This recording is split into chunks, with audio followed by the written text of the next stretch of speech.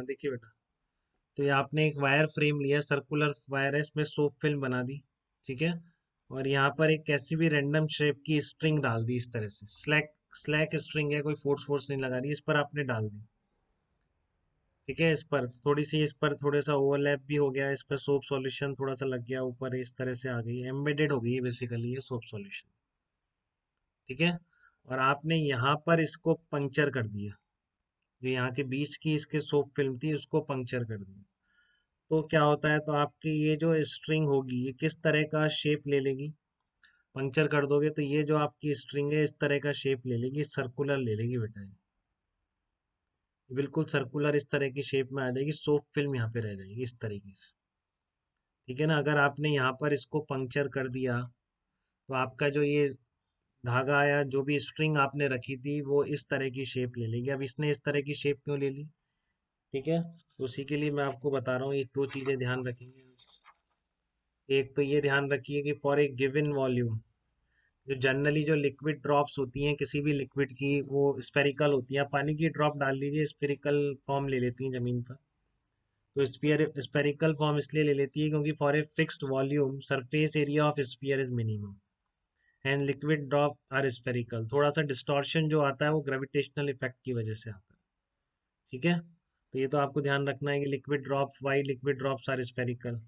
और दूसरी इंपॉर्टेंट चीज ये जो इस प्रॉब्लम में लगने वाली है, अगर पेरीमीटर फिक्स है तो surface area of circle is maximum. तो यहाँ पर वही यूज हो रही है, मैं कह रहा हूँ for a fixed perimeter surface area of circle is maximum, यही कह रहा हूँ। For a fixed perimeter, for a fixed perimeter surface area of circle is maximum, surface area of circle is maximum, ठीक है। तो इसलिए यहाँ पर आपने जब प्रिक किया इसको तो ये वाला एरिया मैक्सिमाइज हो गया बेटा, क्योंकि जब ये वाला एरिया, खाली एरिया मैक्सिमाइज हुआ तो ये यहाँ पर सोप सॉल्यूशन था वो एरिया मिनिमाइज हो जाएगा, ठीक है। और सरफेस टेंशन की कोशिश क्या रहती है कि surface area, free surface area को मिनिमाइज करना है, इसलिए ये सर्कुलर शेप में आ जाता है। तो एक एससीवी की शायद एक प्रॉब्लम है, एससीवी की है, तो उसने पहले तो एक्सप्लेन किया है कि सर्कुलर क्यों हो जाता है, फिर इसने टेंशन पूछ ली है इसमें बस, ठीक है ना। Surface tension of soap solution is capital S. तो आपको क्वेश्चन इतना सा है कि जब पहले ऐसे आपने ये कोई स्ट्रिंग रख रखी थी, ठीक है, आपने यहाँ पर इसको प्रिक कर दिया, तो फिर आपकी इस स्ट्रिंग ने सर्कुलर फॉर्म ले ली, क्योंकि ये एरिया मैक्सिमाइज हो गया तो चारों तरफ का एरिया मिनिमाइज हो गया। ये सर्कल इसलिए लेगा क्योंकि ये पेरीमीटर फिक्स है स्ट्रिंग की, तो इस सर्कल को ये एरिया मैक्सिमम होता है, फॉर एक fix perimeter area of circle is maximum. तो सोप सॉल्यूशन वाला पार्ट है वो मिनिमाइज हो गया, जो सरफेस टेंशन का पर्पस था।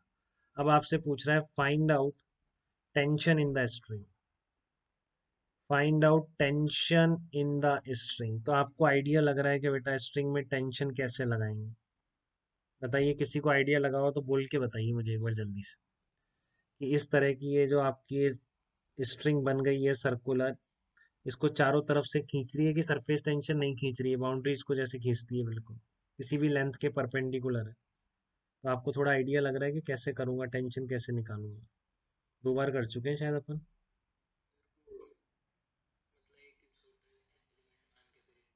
हाँ, इंटीग्रेट नहीं, सिंपल बैलेंसिंग करेंगे, फोर्स बैलेंस।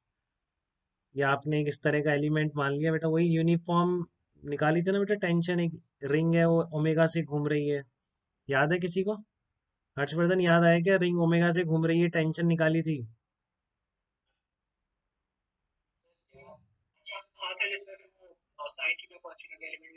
हाँ, तो ये बिल्कुल याद रहनी चाहिए बेटा, एकदम टिप पर होनी चाहिए हमारे। तो इसमें क्या है, फोर्स वहां पे एम ओमेगा स्क्वायर आर था, बाहर की तरफ सेंट्रीफ्यूगल फोर्स था, उसी को बैलेंस कर रही थी टेंशन, याद आया। वहां पर बाहर की तरफ जो फोर्स था वो सरफेस टेंशन का उसका फोर्स था, एम ओमेगा स्क्वायर आर, उसको बैलेंस किया था आपने। कैसे कि यहाँ पर आप इस तरह का एलिमेंट है, टेंशन ये हो गई बेटा, बहुत बार करते हैं, पता नहीं कितनी बार करते हैं, तो आप भूलिएगा नहीं। ये जो एलिमेंट लिया मैंने डी थीटा एंगल का लिया, ठीक है, तो ये लाइन पैरेलल है, ये D theta by to, D theta by to 90 minus D theta by to, तो ये भी कितना आ जाता है, डी थीटा बाई टू आ जाता है, ठीक है। ये डी थीटा बाई टू, ये डी थीटा बाई टू, ये 90 minus D theta by to, तो ये 90 डिग्री पर है। तो इसलिए डी थीटा बाई टू आ जाता है, तो ये कॉस थीटा वाले तो कैंसिल आउट हो जाते हैं। नेट सेंटर की ओर जो आएगा 2t sine D theta by two, ये किसके बराबर आएगा? ये आपके सरफेस टेंशन के फोर्स के बराबर आएगा, जो सरफेस टेंशन का फोर्स लिख रहे हैं आप। इस डीएल एलिमेंट है मान लो, तो डीएल लेंथ का जो एलिमेंट है, इसकी लेंथ कितनी है? आर इंटू डी थीटा बोल सकते हैं। तो इस पर सरफेस टेंशन कितनी होगी? S into D. ठीक है, अब क्योंकि ये सोप सॉल्यूशन है बेटा, फिर मैं कह रहा हूँ, तो यहाँ पर इसलिए आप क्या करेंगे? ट्वाइस कर देंगे। ट्वाइस क्यों आया? Two for two surfaces. Clear है क्या बेटा? ये इस तरह के आप अगर प्रिक कर देंगे तो आपसे टेंशन फोर्स पूछा जाएगा, तो आप इसी तरह निकालेंगे। 2t sine G theta by two equal to twice of S D L.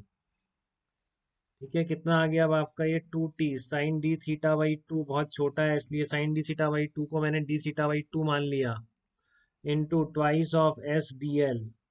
तो ये कट गया यहाँ से, ये आ गया आपका डी थीटा बाई टू, आपका हो गया आर डी थीटा। ठीक है, तो टेंशन की वैल्यू कितनी आ गई? टेंशन आ गई आपकी 2s इंटू आर। तो अगर आपको शुरू में इसकी लेंथ दे रखी थी, रेडियस नहीं दे रखी थी, ठीक है, तो आप क्या लिख सकते हैं? 2 pi R equals to L naught. तो कितना आ जाएगा आपका? S L naught upon pi answer हो जाएगा। ठीक है, अगर आपको इस length of the string L naught दे रखी थी, ये जो स्ट्रिंग की लेंथ है, ठीक है, लेंथ ऑफ स्ट्रिंग कितनी दे रखी है आपको? L not. ठीक है, और आपको सरफेस टेंशन दे रखी है सोप सॉल्यूशन की, तो आपका जो टेंशन डेवलप्ड होगी पंक्चर करने के बाद बीच में से, किसके बराबर आ जाएगी? एस एल नॉट अपॉन पाई के बराबर आ जाएगी। ठीक है, तो ये प्रोसेस सब बच्चों को क्लियर है क्या बेटा? कैसे निकाला है मैंने टेंशन इन द स्ट्रिंग?